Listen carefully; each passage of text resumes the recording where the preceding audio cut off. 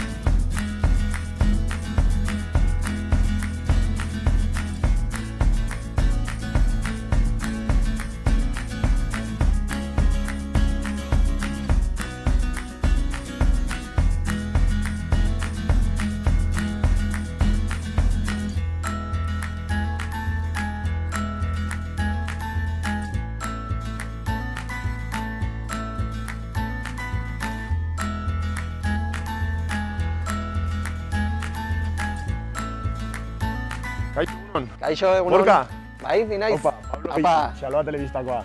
Zerra? Zer bat, Gorka. Kontatu pixka bat, ea nora ekarri gaituzun, ez da, Gorka? Begira, hau da Lekun Berri eta hau da Lekun Berriko udaletxea, eraikin historikoa, eta bertan, lan egiten dugu jende asko, eta azken egotza herrikoa hori da.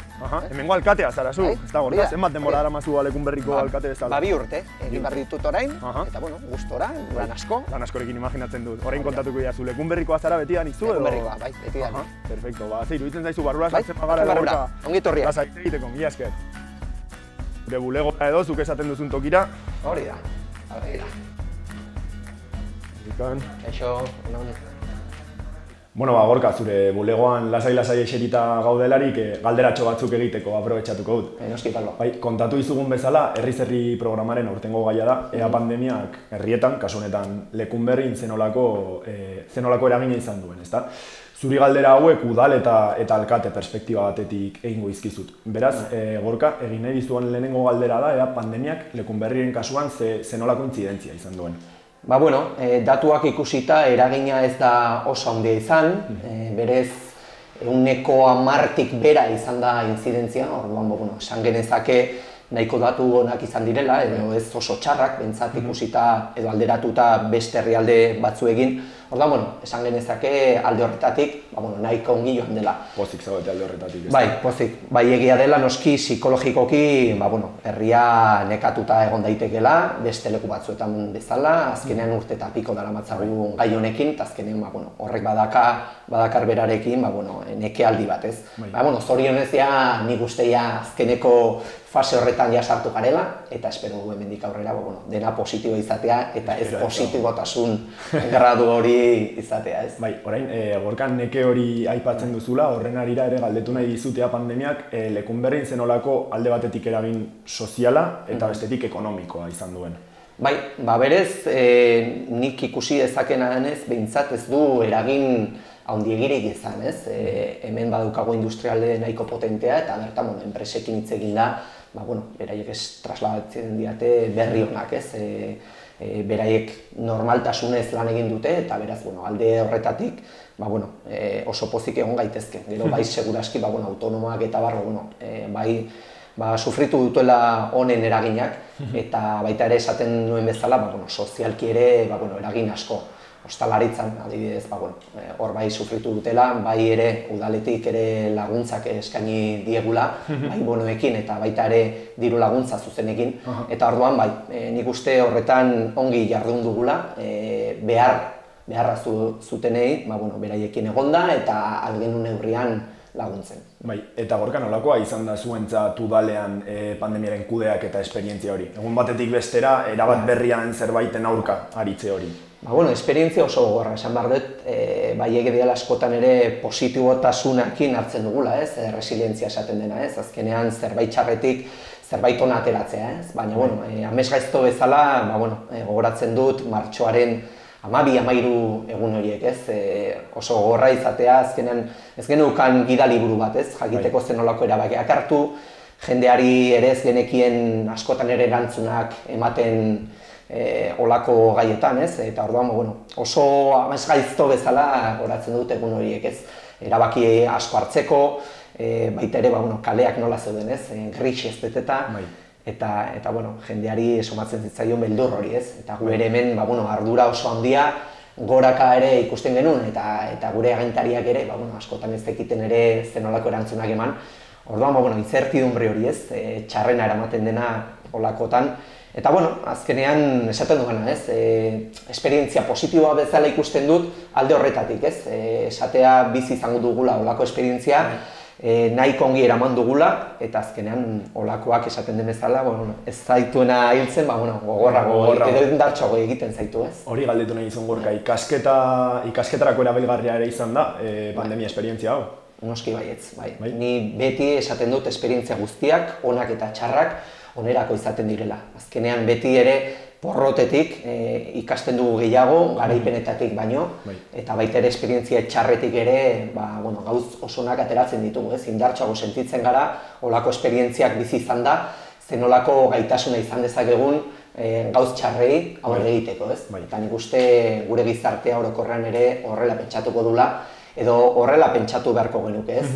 Seguraski izango ditugu erronka gehiago, hemendikan aurrera, eta olako izpirituakin bizi behar ditugu. Jakina da Gorka, pandemiaren ondorioz, arlo ia guztietan berrikuntzak, moldaketak eta egon direla. Lan dinamikak izugarri aldatu direla. Lekunberriko udalaren kasuan, zuen lan dinamika zenolako moduan aldatu da pandemiaren ondorioz? Hitz egiten zen, ez? Europatik, bultzatu behar gintuela pixka transformazio digital horretan, ez? Eta askotan ere, behartuak ikusten ez gaitonean gure burua, ez dugu ez egiten, ez? Hori izan da pixka eta azkeneko bultzada, ez?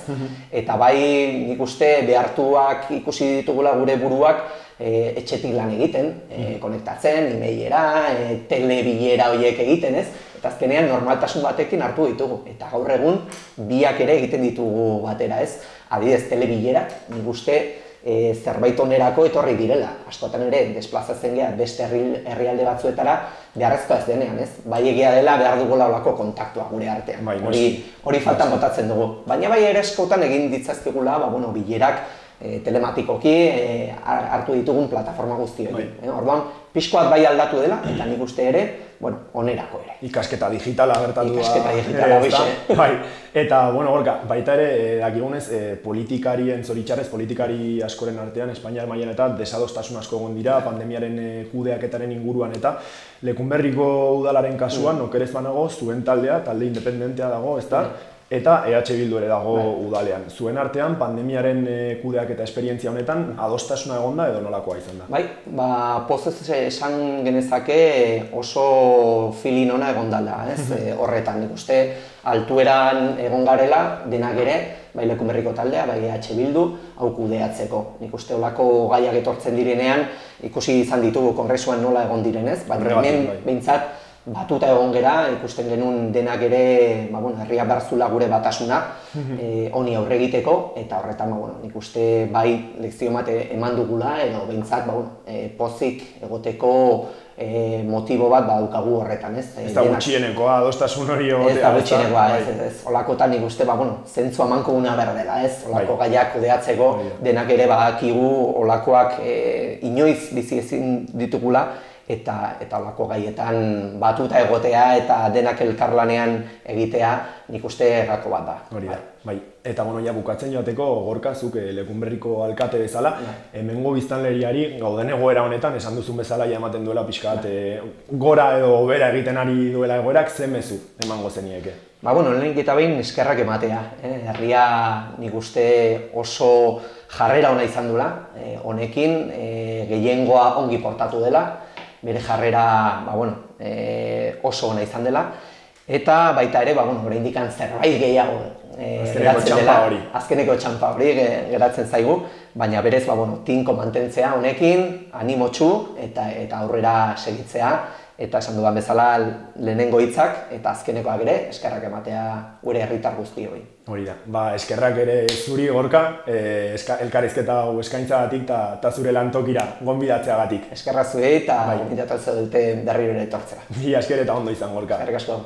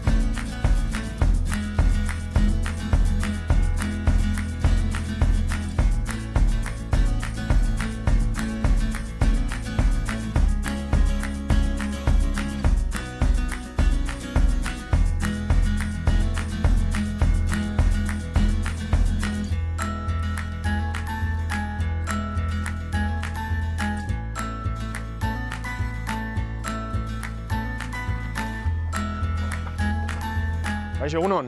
Haupa, egunon. Odei alzaratu? Odei naiz, ai? Kaixo, Odei. Pablo Odei.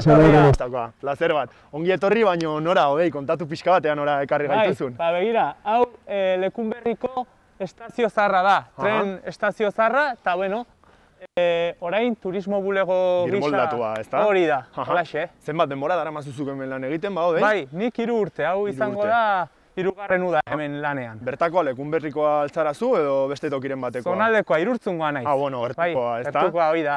Bueno, turismo bulegoan lan eginda, Odei, ze iruditzen zaizu paseotxo bat ematera jaten bagara, eta oso ongi, primeran. galderatxo batzuk egingo dizkizut. Ederki, guazen Kentza, nahi duzu musikoa kentza, holan aire librean eta distantzia mantenduta.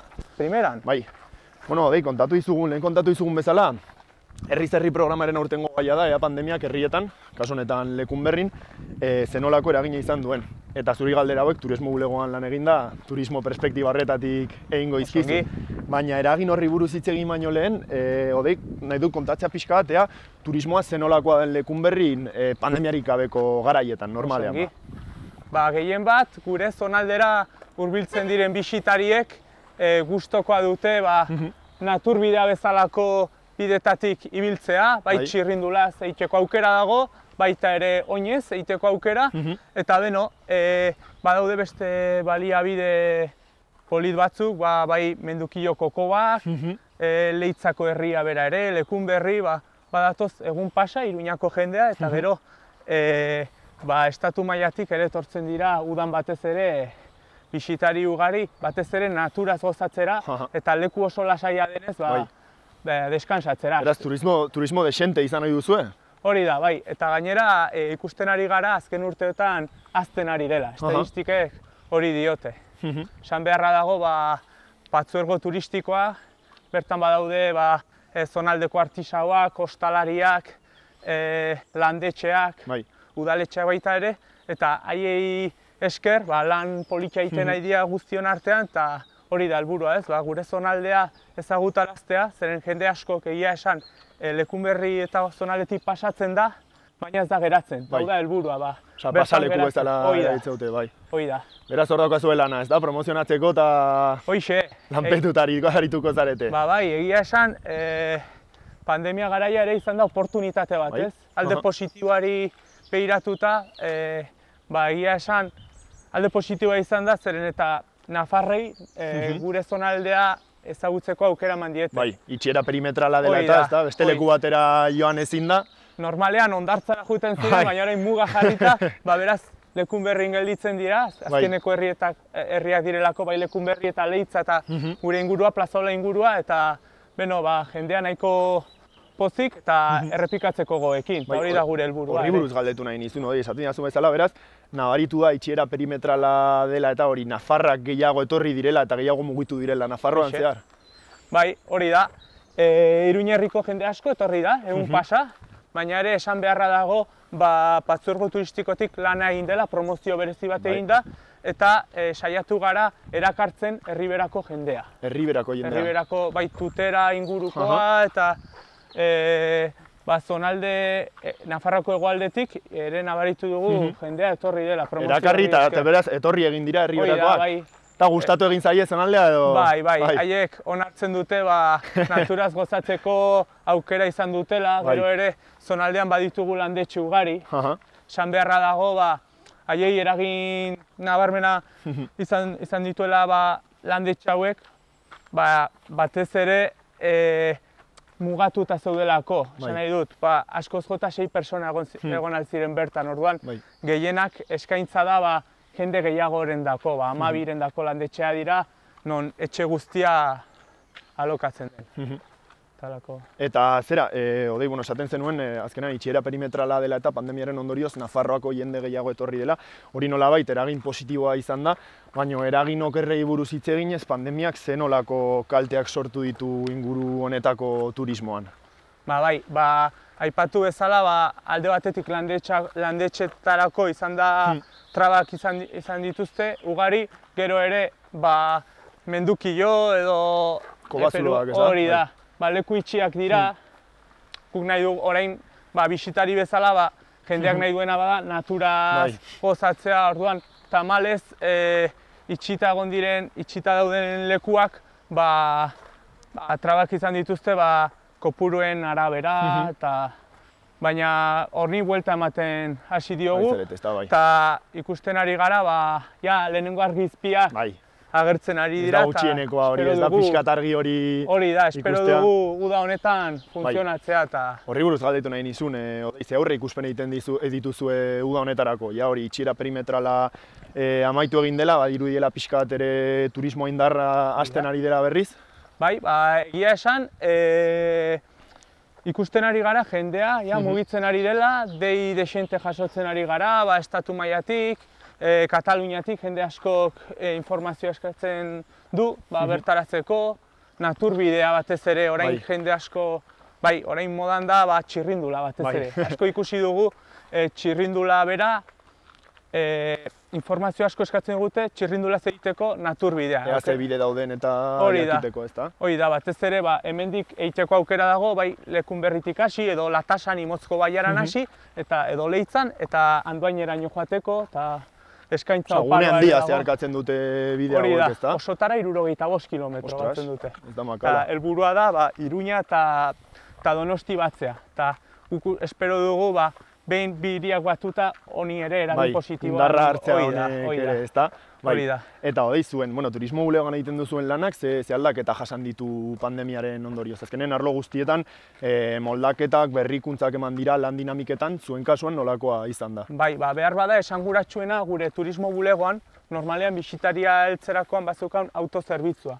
Non folieto guztiak hartzu, orain ez. Orain, klaro. Guztia desagertu da, eta orduan, zu zara zerbitzu hori ematen duena, ez da? Eta kode QR-ak ere. Kode QR-ei esker, bisitariak aurki dezake pixkat informazio nagusian, jadoka aukera guztiak haiek aukeratzeko zein den egokien haiendako, eta ere aldatu dena, orain baliabide guztiak, zonaldean baliabide turistikoei deitu behar zaie aurretik, edo kontsulta egin behar zaie. Batez ere aforo kontua batik hori aldatu du. Lehen adibidez, Iruñatik etortzen baginen, joan gintezke Hondartzaldera, eta sartuko naiz Lekunberrin, Mendukillon, Leitzan, eta bisitatuko dut, adibidez, edo Mendukillo edo Peru Arriolako baliabide bat, orain deitu behar da, edo gaztandegi bat. Esanea zenbat joango diren, ez da? Hoxe, aurretik, gomendatzen da ditze. Eta horretan aldaketak egon dira. Gero gure bulegoan ere, balen jende desente etortzen zen, eta orain 4 pertsona egon daitezke barnean, kanpoan itxoin behar dute, orduan horrek aldatu du, baina esan beharra dago bisitaria oso zintzoa dela, zintzontan eta errespetu handikoa. Eta zera, hasi zarete, esan dugun bezala, itxiera perimetrala bukatu dela eta turismoa indarra hartzen ari dela eta nabaritu duzu ezuek Lekunberri eta inguruetan turista gehiago daudela? Hasi direla etortzen. Nabaritzen ari gara, jendeak dituen zonalde berriak ezagutzeko gogoa, baliabide turistiko zein naturalak batez ere ezagutzeko, eta guk uste dugu eta esperantza dugu uda hontan eta aurrerantzean gure zonaldea aukera polit bat izan daitekeela bisitari oronentzat eta bueno. Bai, horren arira ja bukatzeko galdetu nahi nizunea zen bezu emango zenieke Xaloa Telebistako ikuslei Lekunberrik eta inguruek zer eskaintzen duten jakiteko eta ona bisitan etortzeko, ezta? Bai, bueno, Xaloa Telebistako lagunei, esan nahiko nizueke, ongi etorriak zaretela Lekunberriko turismo bulegora, Plaza Olako zonaldera eta aukera dexente ditugula, bai natur baliabideen dagokionez, txirrindulaz bueltatxo bat emateko, edo paseo bat eta ur jauzi polit bat ikusteko, edo Aralar bezalako paraisua daukagu hemendik oso gertu, eta egun lasaiak pasatzeko familia artean, lagun artean, aukera polita izan daitekeela. Natura artean ere. Hoi da, lagunta natura artean. Hor egongo da odei zalantzarik izateko eta edozer argitzeko. Beraz, animatzen ditugu Xaloa Telebistako ikusleak Lekunberri eta inguruak bisitatzeko. Hori da, ongi etorriak zarete eta mila esker gure partetik Xaloako lagunei aukera paregabe hau gure zonaldea ezagutarazteko aukera paregabe emateagatik. Mila esker zuri zure moraren zatitxo bat guretzat ateratzeko eta bideain polita hau erakutsi eta Lekunberri buruz azaltzeagatik. Oso ondo izan eta placer bat izan da. Mila esker. Aio. Agur bai.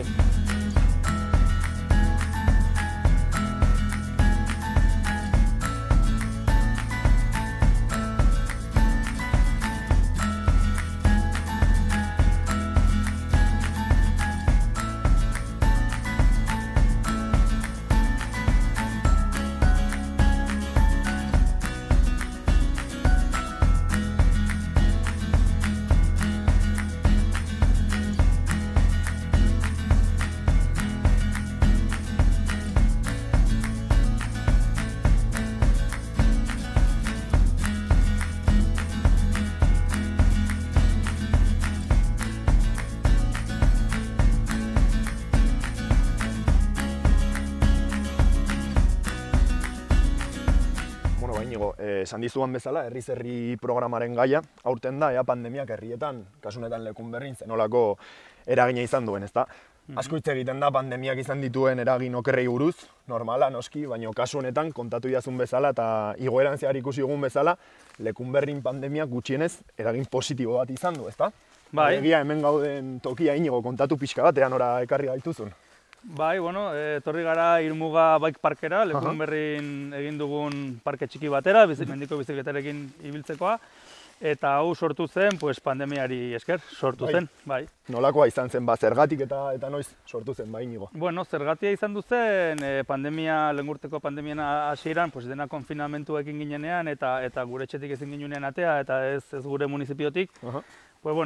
Ja pandemia konfinamentua altxatzen hasi zanean, Lekunberri oso herri polit bada, baina oso mendi gutxi dauka. Orduan, ezin ginen gure municipiotik atera, kasu honetan Lekunberri, eta ja hasi ginen aspertzen nun ibiltzea, mendiko bizikletarekin. Orduan, genekigun hemen mendi hau zegola, zegon oso erabilpen gabekoa, eta gainera neguetan eta horrela zuhaitzak erortzen dire, eta hartzen du oso itxura tristea, ez? Orduan, ikusi ginen hemen aukera egongo zela, mendiko bizikletarentzat jetxieraren bat beste egitekoa, eta hitz egin ginen udaletxearekin, printzipioz terrenoa zan publikoa, zan herriaren terrenoa. Orduan esan ginen, aukera aukiko ginen hemen egiteko lan pixko bat, eskuz, hasi ginen gu eskuz. Ze lagunen baten artean edo bai, nortzuen artean izten duten? Dakagu taldetxo bat, Lekunberri Bike izena duena, azkenen hemen kuadrilan ibiltzen garenak mendiko bizikletarekin. Ja lehenik, hau sortu baino lehenagotik ere, bai, taldea hor geneukan hori da. Orduan, taldekoa nahiko motibatuta ginen hemen zerbait egitekoa, eta hasi ginen, urteko apirilen bertan, hasi ginen hemen senda markatzen eta salto batzuk egiten da horrela, eta ja automatikoki hasi ginen ibiltzen. Orduan, hori, pandemiari esker, hasi ginen ja aurrepausoa eman genuen hemen parke honekin. Ze, auzolanaren bidez edo egin izan duzu hau? Bai, dena auzolanaren bidez. Bakoitza bere, normalen etxeak eta baratzentzako eta terrenoantzako egiten ditugu erramintak, eta bestela erosi egin genituen, gure poltsikotik ordainduta noski, eta bai, hasi ginen. Azkenen rastrillak behar dira, txurrak behar dira, palak, horrela erraminta horrekin hasi ginen.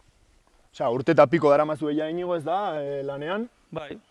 Eta oraintxe bertan zenbat pista edo zenbat senda dauzkazu hiru muga bike parkean? Pues oraintxe bertan daude hiru jetxiera. Hiru jetxiera, zailtasun ezberdinekoak, normalen bike park baten ezaugarria da gutxienez 4 jetxiera egotea eta bakoitza bere zailtasun ezberdinekoa izatea. Etortzen danarentzat pues edukitzeko aukera ezberdinak eta bueno, pues beti errepikatzeko aukerarekin, ez? Eta irekita dago ja jendea etortzeko edo? Bai, hirumuga, bueno, lehen urtean ja udaletxeak onartu zuenetikan eta señalizazioa eta jarri zenetikan, hau beti irikita egondu da, osea, nahi izan duna mendikan jetxial izan du. Eta ze funtzionamendu dauka Inigo, ordaindu behar da, doakoa da, nola funtzionatzen du? Ez, hau publikoa da eta doainik da. Osea, hau azkenen, hau da, gu talde bezala, gea sin ningún ánimo de lucro, gu hau egiten dugu gustatzen zaigulako, gure afizioa... Gustatu behar zaizu, bai. Gustatzen zaigu, gure afizioa delako. Eta bueno, pues bai eskaini nahi izan diogu udaletxeari, bueno, gure eskulana jarrita, pues Lekunberrik eukizezan atraktibo turistiko berri bat, ez? Kasu honetan, pues egiten dugu, praktikatzen dugu gustatzen zaiguna, dala mendiko bizikletan ibiltzea eta aldi berean, pues eskaini diogu herriari, pues hemenen beste atraktibo turistiko bat, orduan. Bai, azkenean hona etortzeko aitzakiarekin, ez da, bertako ostalaritza laguntzea, komertzioak eta, ez da? Hori da. Eta harrera ona izan du momentu Inigo parkeak? Bai, horrengoz oso ona. Eta gainera onera ibiltzera etorri den jendea asko gustatu zaio parkea. Onartzen da parke txiki badela, hau ez dela Pirineo eta joatea bezala kriston jetxierak egitea, ez? Baina bueno, egin ditugu jetxierak kilometro terdikoa, gutxi gora bera, eta bastante ongi dago. Bai, momentuz 3 bide dauzkazuela esan diazu, ezta? Etorkizunarekiko zen nolako aurre ikuspen edo planak dauzkazu? Hombre, gustatuko litzaiguke, pues hori, 4 jetxiera ukitzea, ja bike park kompleto bat izateko, eta 4 jetxiera horiek ondo landutak egotea. Lehen urtean eskuz egin genituen jetxierak, pues igual, albaldin bada urrun urtean berriz makina permisoa lortu, berriz makina sartu eta izatea bike park txiki bat, baina ondo konstruitu da. Osa, beraz, bi senda egin dituzu zuek, auzolanaren bidez, eta beste batean makina sartu zenutela esan diazu, ezta? Hori da, bai. Eta beraz, bueno, ze udalak diru laguntzarik eta eman aldu, edo espreski zuena zuek jarritako dirua izan da? Ez, bueno, gu udaletxeari egin pasa diogu aurrekontu txiki bat, esan diogu hemen ze diru beharko genuken gu genukan ideia aurrera ateratzeko, eta bueno, lehen urtean aterazun partizipazio txiki bat, eta urtean atera du beste partizipazio txiki bat. Gero aldi berean lortu dugu Iruñako bizikleta denda batekin patrozinazioa, lortu dugu, orduan bera jarri du ja urte guztiontako diru kopurua golpetik jartzea, lortu dugu, eta ja, pues, udaletxe jarri dunarekin eta bizikleta denda hau jarri dunarekin, Biraka Bikes deitzen dela, pues bueno, sartu gara nahi ginen presupuestoan. Eta bike parkera etorri den edo etortzen ari den jendea, nongoa da? Nafarroakoa, hemen ingurukoa, kanpoko jendea ere izan duzue? Oraingoz ni dakitela, etortzen da Euskal Herri guztitik eta Nafarrotik, osea, Gasteiztik, Bilbotik eta ez dakit etorri dien, baina, bueno, Gipuzkoa eta Gasteiztik jente dexente etorri da, Logroñotik eba, Irrixatik etorri da jendea, eta Nafarrotik gehiena. Eta promozio lanetan eta ari zaretera, eta sare sozialetan lan egiten edo pixka promozionatzeko parkea? Bai, bueno, Lekunberri Bike dauke Facebook bat, Facebook orrialde badauke, eta Instagram ere bai. Nola da, ikusleok jakin dezaten, Inigo? Lekunberri Bike izena du. Lekunberri Bike izena. Bai, Lekunberri Bike, horrela izena du. Eta, bueno, Facebooken lehengo astean ja euki ginen 1000 laguna o jarraitzailea, bai, 1000 ongi dago, ez dugu inungo promozio ekonomikorik egin, eta Instagram orain dela hilabete bat ola iriki nuen, eta, bueno, ja bai joazte 300 pertsona. Ondo. Bai. Gogotxo ari zaretela ikusten. Bai, bueno, oso motibatuta gaude, eta hori, promozio azkenen hemen ez du zertako balio bike park hori bat eukitzea, gero jendea ez baldin badu ezagutzen.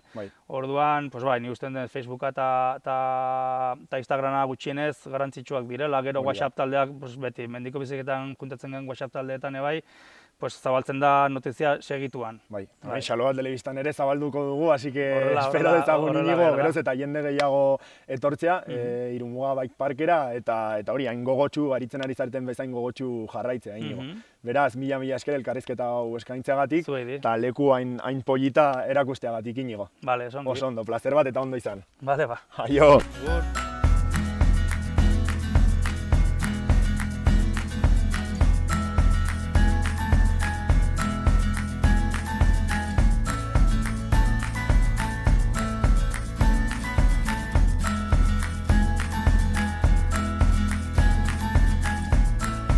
Kokatu da gure egitekoa Lekunberrin.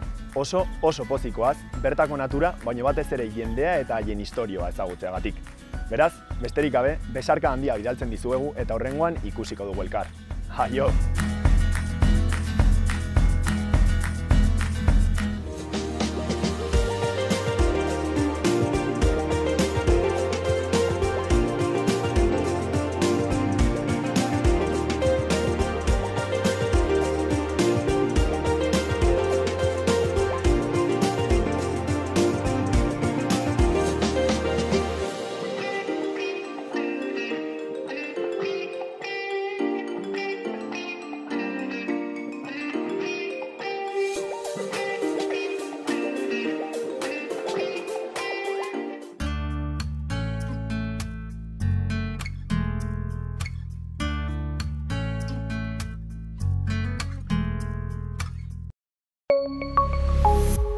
Gobierno de Navarra. Nafarroako gobernua.